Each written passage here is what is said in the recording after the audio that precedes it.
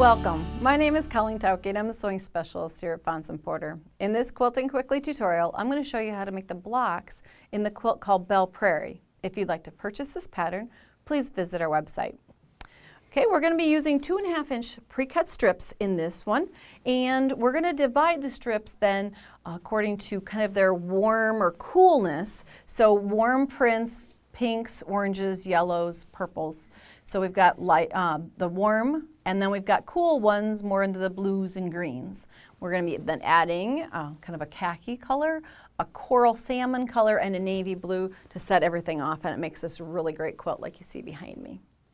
Okay, so let's take these out of the way, and then we'll slide these over. What we're going to be doing is working on the basic block that goes in this quilt. You'll see it here in front of me. This is the cool version, and then the warm version is using the pinks, oranges, and yellows. But let's walk our way through the construction of this block. It's a little bit different than you normally would make a quilt block.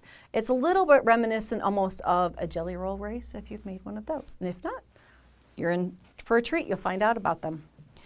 From your blocks, you're going to be cutting, or from your strips, you're going to be cutting rectangles that are going to be used at the top and bottom. If you look here, the navy is in the corner of each of these blocks, and there's a bar in between.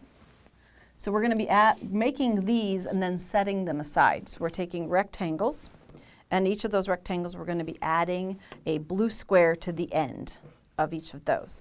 And you're going to go according to your pattern and tell you how many of those bars to make, and you're going to set those aside.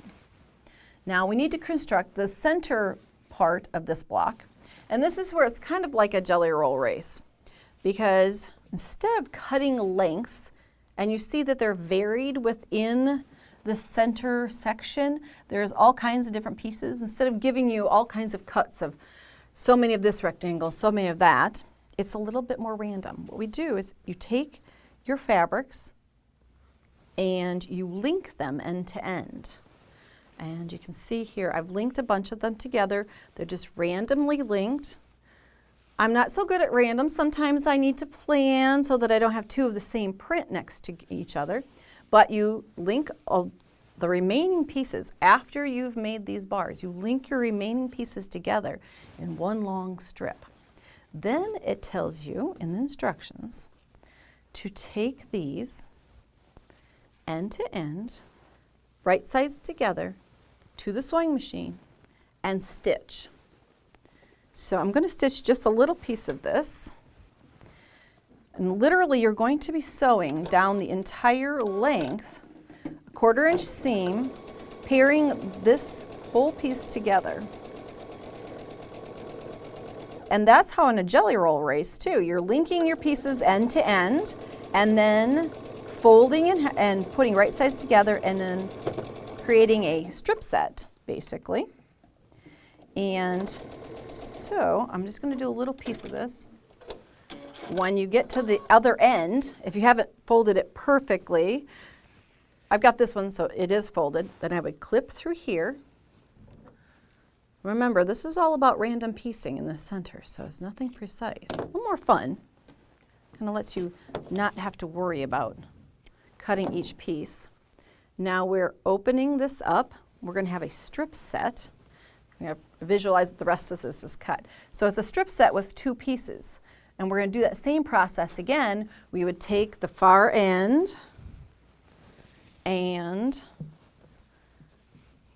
visualize that these are sewn together, right sides together after you've pressed this, right sides together so that you make seaming here. So you have a strip set with 4 pieces. And I can bring that in here. So I've got a portion of it here. So I've got 4 pieces. That's how you get this randomly placed piecing down through it. So take your strip set of 4, and from that you're going to cut a 12.5 inch unit that you're going to be using in your block.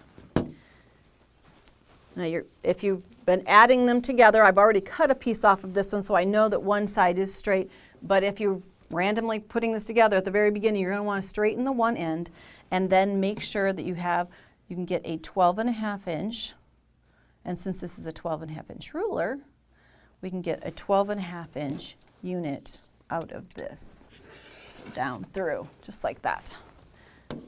So I've got the 12.5-inch piece. Now, remember those pieces we set aside that we had the blue squares on? This is where these now come in as the top and the bottom of your block. So you're going to create the required number of cool blocks in this method, and the same thing is what you're going to do with the warm colors. So that's the center of your block, or of your quilt top. But you'll notice that the diagonal or diagonally set, so all of the turquoise blocks, if you look at the stripes within the blocks, they come in the same direction down through the quilt. Then the warm blocks weave the other direction in placement. It's really going to be important here in a minute because we're going to work on how to create those outer edges. See those triangles out there? We need to create ones that have the proper weave to them so that you get that kind of unity throughout the entire quilt. And you get this by, here's the warm, these are the warm blocks, and these are going to be, I've my cheat sheet, these are going to be for the outer corners of your quilt top. So just see those little corners poke out. What you're going to do is you're going to cut them, this block, diagonally, corner to corner, and create your outside edges. So, cut just a portion here. And I marked it with a pen so that you could see. You wouldn't have to mark this ahead of time unless you're just trying to make sure you're actually doing it correctly before you go cutting into it. You don't want to make a block and then have to waste it. So I'm going to cut it diagonally in both directions. And that is going to create all four corners. Now, there goes one. I didn't get quite on the line there. It's a little hard to see from the angle I'm standing, but you understand the concept. And then, because those are going to be bias edges on the outside corners of your quilt, it's not quite the outside of your corner yet. There is a floating kind of taupe color outer border there. I'm going to position these just like you see them in the quilt. So they're going to be turned like this so that you notice, see how the weave is going in this all one stripe, one direction, just like the quilt behind me. So these are the corners, and then the only unit we have left is the outside 2 blocks on each side, 2 blocks top and bottom. And those are created in 2 different ways.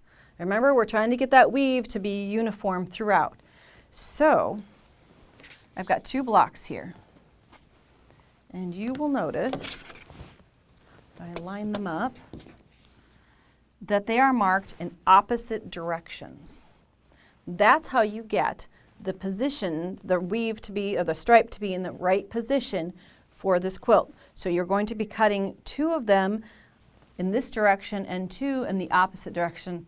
Believe me, if you cut one wrong, you'll know that you've done it wrong as soon as you put it up with the quilt.